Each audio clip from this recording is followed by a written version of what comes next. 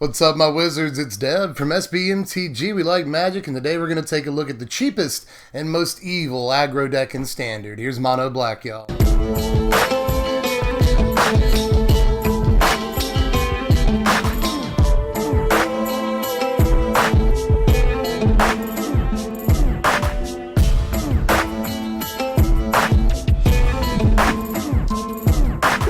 Ziggy showed up, which is good because I need a cat to stroke evilly like a mastermind while I talk about this deck. Basically, I like to look at this deck as like a dark side version of the Boros and Mono White decks that are going crazy right now. We play 23 1-drops just like they do. We try to explode on board and force an answer out of the opponent.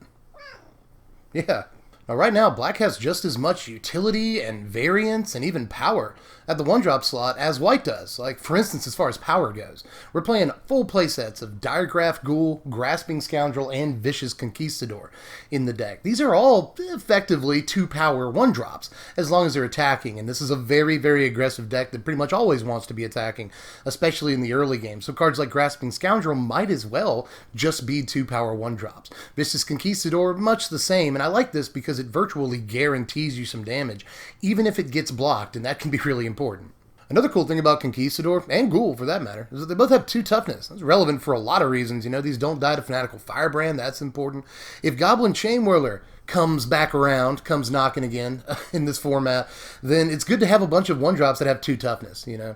Chainwhirler might rear its head once more as an answer to these Mono White and these Boros decks, because it's very good against them. So we'll be well equipped against Chainwhirler if he decides to stop back by in Standard for a while. And, you know, as far as Boros and Mono White decks, while I'm on the subject of them, these can block and even kill and survive against a fair amount of Mono White creatures. There's a good amount of, you know, just 1-power guys in Mono White. These are good against them.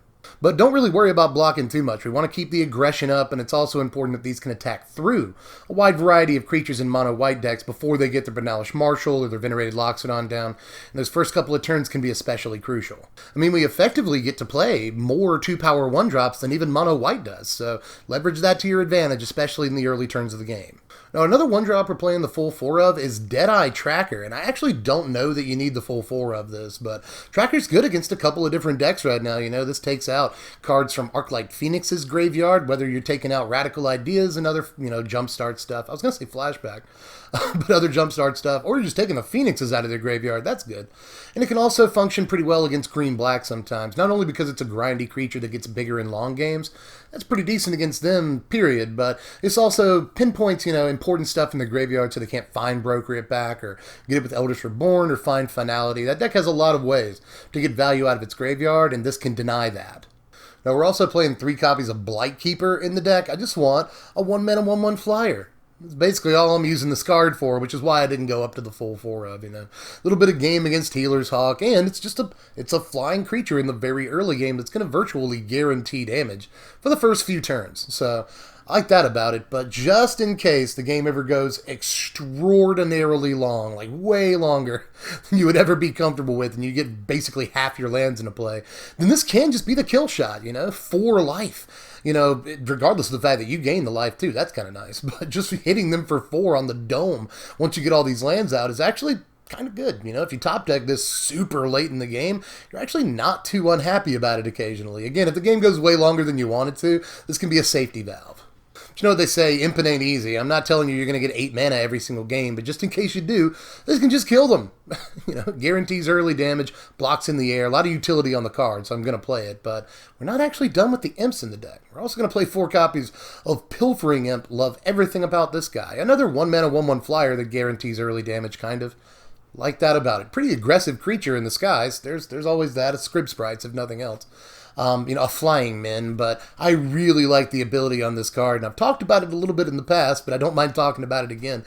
You know, these Mono White aggro decks that we're sort of trying to emulate in a backwards way don't have the ability to just get that Settle the Wreckage out of the opponent's hand. We do, so in some ways we have way more game against Control than they could ever hope to have. You know, if they sniff out a sweeper, they just have to kind of lay back and take it. Not us. We can just say, oh, I think you have a Settle the Wreckage.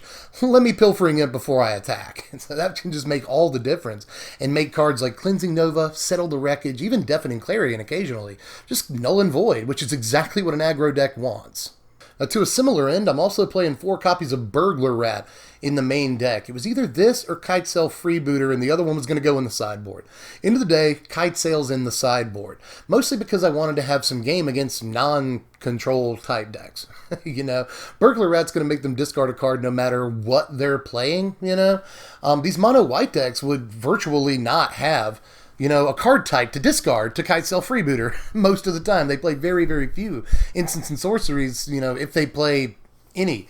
Sometimes you might be able to get like a Conclave Tribunal out of their hand, you know, with a Kitesail Freebooter, but for the most part, Kitesail is almost dead. It's just a 1/2 flyer against these mono-white decks. So Burglar Rat is a little bit more substantial, you know.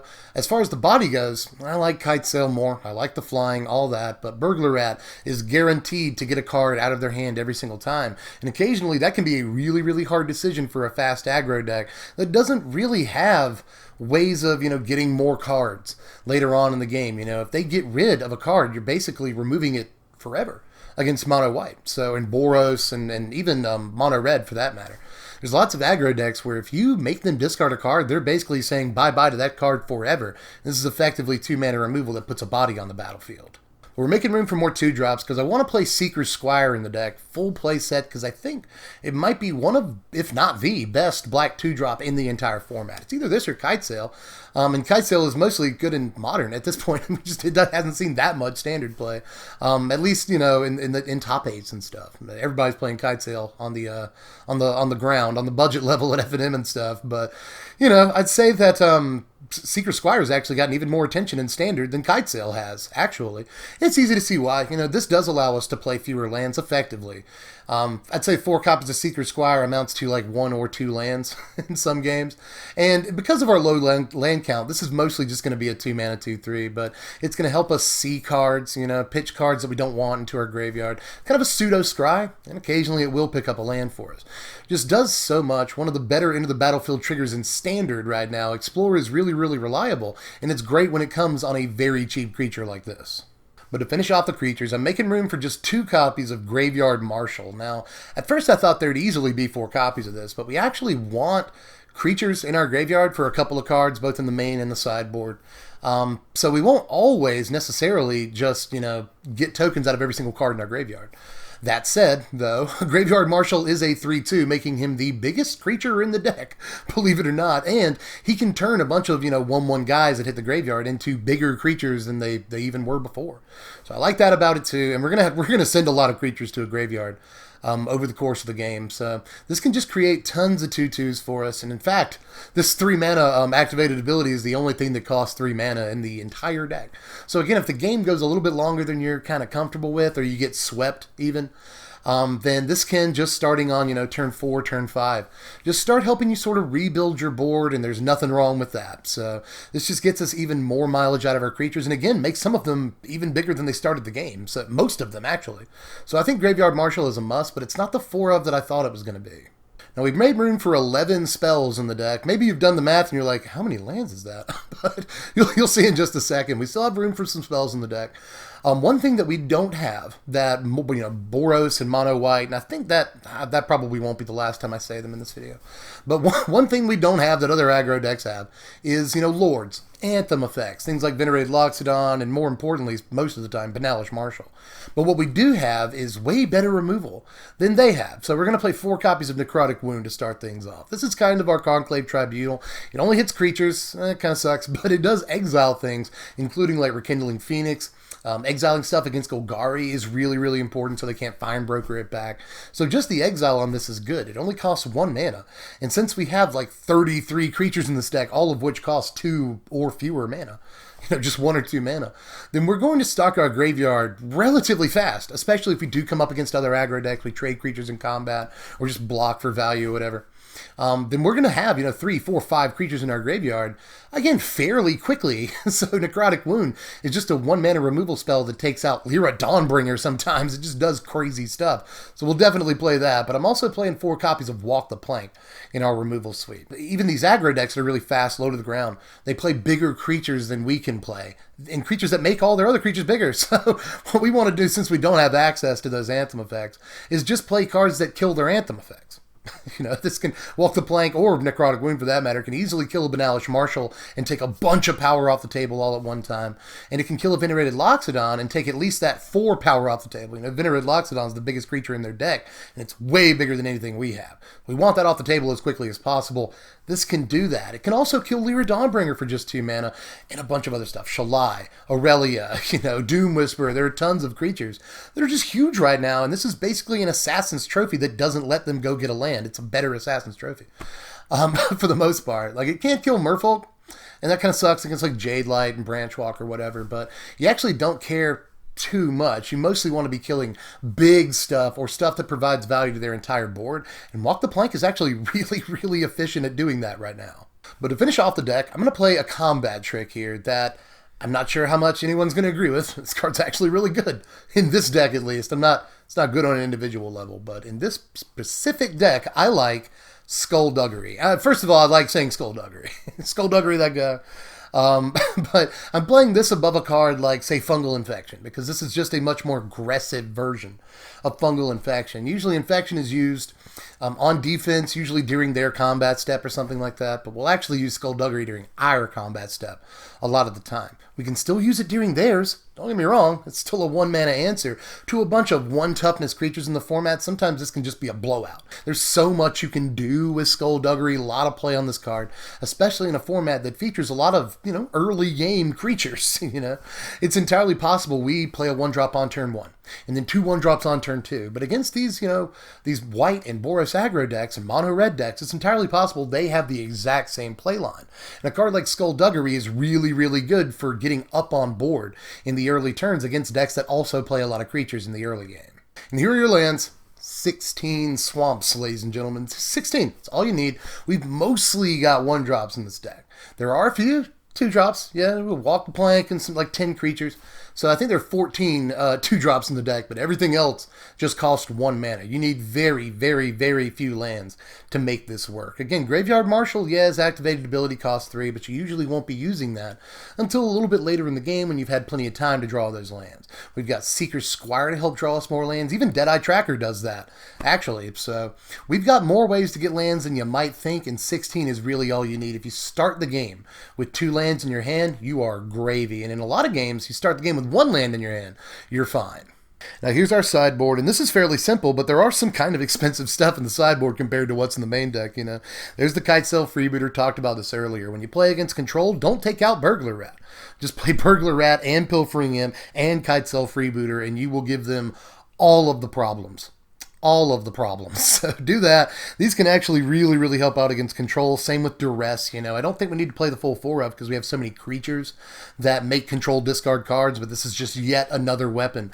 We've also got March of the Drowned, though. This is against Control, too, because after sideboarding, we've got like 15 possible pirates we can play in this deck. So March of the Drowned is a 1-mana version of like Find Finality occasionally, and that is really, really good against Control too. Control, kind of our worst matchup. We hate sweepers and stuff, so we have to have some answers against them. Now, as far as other decks though, we've got Direfleet Poisoner in here. This is actually against decks that play like Carnage Tyrant, but it can also flash in and kill other stuff during the attack step, and even occasionally give a pirate a combat boost. So a lot of cool things about Poisoner maybe should be in the main deck, but I like everything that we're playing in the main better than it. I still want the option to have it game 2 and 3 though. And finally, Vona's Hunger, which could be Golden Demise. Vona's Hunger or Golden Demise can both be great pieces in the sort of aggro mirror, but I like Vona's Hunger more because, again, this is an answer to cards like Carnage Tyrant, Vine Mare when we absolutely need that. It can function as that. Now here are them power rankings right here. Final score of 57, and we got low scores in categories we don't care about. You know, of course we're not very resilient.